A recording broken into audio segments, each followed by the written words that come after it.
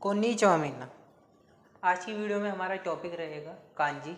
जैसे कि पिछले वीडियो में हमने बात करी थी कि कांजी की वीडियो में हमें कांजी समझनी है और क्वेश्चंस के साथ साथ मतलब किस तरीके के सवाल आ रहे हैं हमें वो जानना है। तो इसके लिए हमने, अगर आपको पिछली वीडियो देखी होगी तो हमने ओनियोमी और कुन्योमी करी थी। बेसिकली हमने ओनियोमी और कुन्योमी के कुछ सवाल देखे थे जो बहुत बेसिक कांजी है। इसके बाद आज ये जो पैटर्न है या ये जो आप कह सकते हो जो राइटिंग है ना सेम वर्ड्स, ये JLPT का जो अभी आया है लेटेस्ट कहते हैं सैम्पल पेपर, उसका क्वेश्चन है। क्योंकि वहीं से सारे ये क्वेश्चन मैंने मिल लिए और ये तो खुद से अभी प्रैक्टिस के लिए आप चाहो तो JLPT का क्वेश्चन पेपर सॉल्व कर सकते हो, लेकिन मेरे हिसाब से अभी कोई मतलब नहीं रहता क्योंकि आप प्रैक्टिस कर रहे हो तो उसे एंड में नवंबर के आसपास जाके एक बार ट्राई कर लेना। तो बेसिकली हम शुरू कर रहे हैं हमारे जो वोकेबलरी के साथ साथ कांजी की प्रैक्टिस। देखो वोकेबलरी में क्या होता है ना कि आपको अब कांजी आपने ओनियोमी कुन्योमी याद कर ली होगी अभी तक, मैं ऐसा मान के चल रहा हूँ। तो ओनियोमी कुन्योमी के बाद अब आपको उनके वोकेबलरी याद करनी है या कहें तो कॉम्बिनेशंस याद करने हैं कि कौन सी कांजी किस कांजी के साथ मिलके क्या बनाती है। जैसे गाकू और को गाक्को बन गया, या सूमो तो ही क्यूजित्सु बन गया। इस तरीके से अब आपको कॉम्बिनेशन से याद करने हैं जिनसे आपकी वोकेबलरी भी अच्छी होगी और आपको कॉम्बिनेशन से भी पता चलेंगे कौन सी कांजी किस तरीके से यूज़ हो रही है। ठीक है, तो उसी के लिए सबसे पहले हमारा क्वेश्चन है, अब याद रखो इतना आप समझिए होगा, ब्लैंक नो कोतुबा व दो योमी मास का मतलब जिसके नीचे लाइन है उसे क्या पढ़ेंगे। इची नी सान योन कारा इचिबान ई मोनो हितोत्सु एरांदे कुदासाई।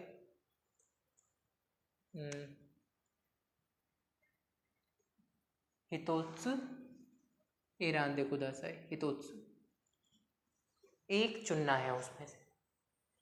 तो ये जो भी कहते हैं इसे तोमोदाची तो आसोबी मास्ता। ठीक है, तोमोदाची की कांजी आपके में नहीं है, आसोबी की कांजी नहीं है। तोमोदाची का मतलब फ्रेंड्स होता है, आसोबी मास का मतलब टू प्ले या टू हैंग आउट होता है, मतलब मज़े करना या बाहर घूमना, जो भी मतलब हैंग आउट या प्ले के सेंस में। तो पार्टिकल है जो बता रहा है कि के साथ, हिंदी में एक्चुअल मतलब निकालें तो के साथ। अब यहाँ पे स्पीकर दे नहीं रखा, जब स्पीकर नहीं दे रखा होता तो स्पीकर हमेशा सब्जेक्ट होता है, या फिर कहें जो अगर नहीं दे रखा तो किसके साथ, तो हमेशा जो स्पीकर है उसी के साथ बात हो रही है। जैसे इधर लिखा हुआ है तोमोदाची तो आसोबी मास्ता मतलब प्ले विथ फ्रेंड्स या हैंग आउट विथ फ्रेंड्स। ठीक है, आसोबी मास्ता लिखा है, मास्ता माने पास्ट फॉर्म।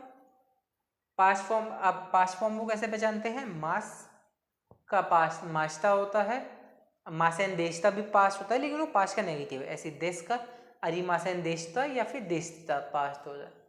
वहीं हाँ, वहीं अगर बात करें उनकी एडजेक्टिव्स की तो एडजेक्टिव्स के पास कात्ता लग जाता है कैजुअल में बात करें तो। ठीक है, अब मेन फोकस हमारा कांजी। इसी तरीके से अब आपको समझते चलना है कि तोमोदाची है तो ये क्या होता है, तो पार्टिकल का क्या मतलब है, मास्ता है तो मास्ता का क्या मतलब होता है, मास्ता जैसे कौन से हैं। आसोबी मास का एक्चुअल में मतलब क्या होता है, तो क्यों आए यहाँ पे, ओ क्यों नहीं आए, ये आपको चीज़ समझ में आनी चाहिए धीरे धीरे। ठीक है, वापस अगर हम क्वेश्चन पे चले तो इस कांजी मतलब ये जो भी लिखा है तो आसोबी मास्ता। आंसर अब तक आपने लगा ही लिया होगा, निचियो भी है। पहली कांजी इसमें ही की है, ही बी नी निची जित्सु तो का दे की कांजी है या सन की कांजी, डे को रिप्रेजेंट करती है और सन को। वहीं जो अगली कांजी है वो यो की कांजी है, यो डेज ऑफ द वीक या वीक डेज जो भी कहें आप उसे दर्शाता है, डेज ऑफ वीक इसे रिप्रेजेंट करता है। ठीक है, इसके बाद अगली है हमारी, ये कांजी आपको बताइए, गक्को की कांजी है। गक्को माने स्कूल, ये पिछली वीडियो में बात करी थी हमने, जिसमें पहली कांजी मनाबू की कांजी टू स्टडी, को स्कूल के लिए। गक्को व कारा हाजिमे मास, हाजिमे मास टू स्टार्ट, कारा फ्रॉम टाइम के हिसाब से कि उस टाइम से, वह सब्जेक्ट दिखा रहा है, सब्जेक्ट क्या है, स्कूल है सब्जेक्ट हमारा। इस कांजी का मतलब होता है, इसमें पहली कांजी है इमा की कांजी, अभी अगली की मून या मंथ को दर्शाने की।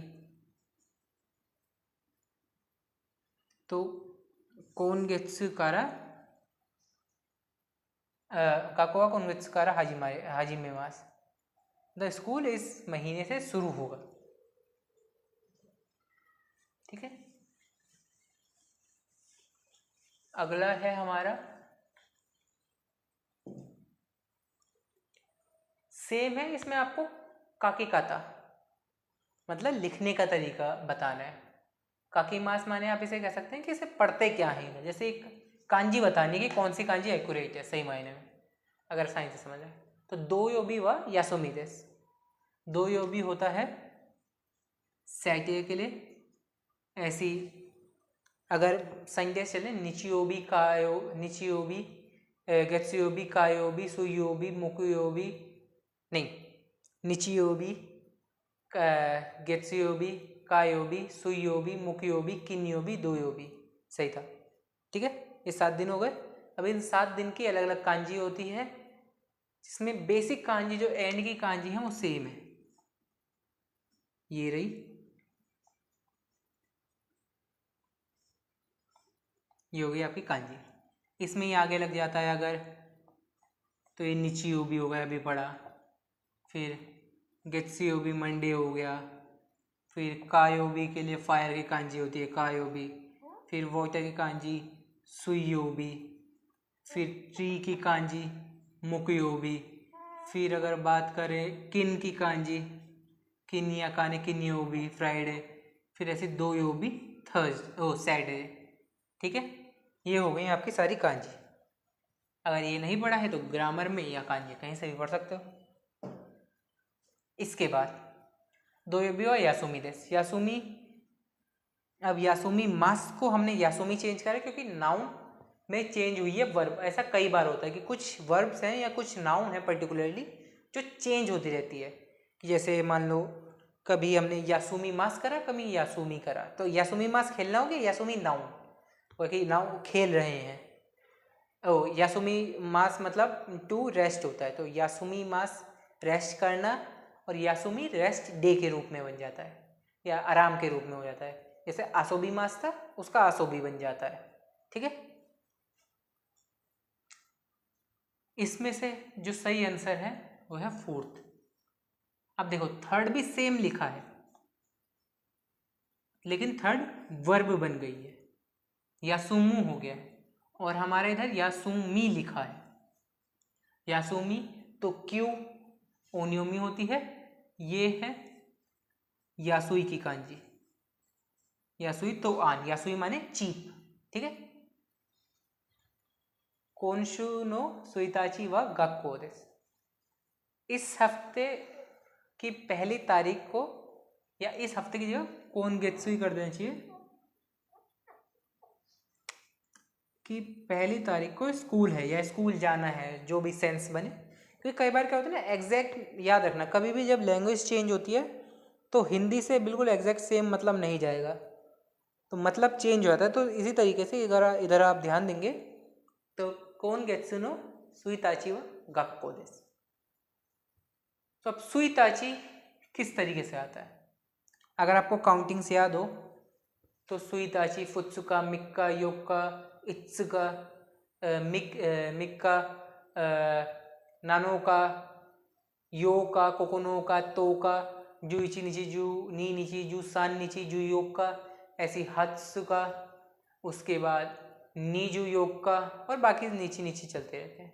ठीक है, तो मेन आपको पहले से 10th तक याद होनी चाहिए, उसके बाद एक्सेप्शन जो है 1st से 10th 14th 20 और 24। इसके अलावा बाकी सब में सेम बस काउंटिंग, जैसे जू इची 11, निची डे हो गए 11th डे। इसका सही आंसर है ये सुइताची। ये नीशु है 2 हफ्ते। ये इक्कागेत्सु लिखा है, इक्कागेत्सु नहीं, इचिगात्सु पढ़ेंगे अभी इसे। और ये फुत्सुका है। ठीक है, इस तरीके से आपको मेन कांजी याद रखनी है। इस वीडियो में हमने सिर्फ 4 ही क्वेश्चन करे हैं, क्योंकि मेरा मेन मोटिव था आपको इस पैटर्न से समझाना। और अगर आपने ध्यान दिया हो तो कांजी हमने बहुत सारी देखी हैं, पैटर्न बहुत सारे देखे हैं। अब जैसे पिछली वीडियो में क्या करा था, याद है ना आपने, कि बहुत बेसिक कांजी करी थी। अब उन कांजी के कॉम्बिनेशन करें नए पैटर्न के साथ। अब यहाँ से सिर्फ पैटर्न चलेंगे, इसी पैटर्न पे क्वेश्चन आएंगे। कुछ कभी कभी मैं ओनियोमी कुनियोमी पूछ लूँगा, और ऐसे बहुत सारे क्वेश्चन आएंगे, याद रखना अगली वीडियो से। क्योंकि उसमें तो बेसिकली कांजी के जो सिर्फ कोर कांजी के क्वेश्चन है कि आंसर बताओ, वो तो 4 ही हैं, लेकिन इनडायरेक्टली कांजी हर जगह यूज हो रही है।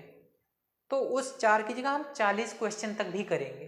तो अब मेरे को क्या है, मैं ऊपर लिख दूंगा क्वेश्चन, फिर आपको सीधे सारे दे दूंगा, उसमें से आपको जवाब देने होंगे। फिर सेम काकी काता, योमी काता।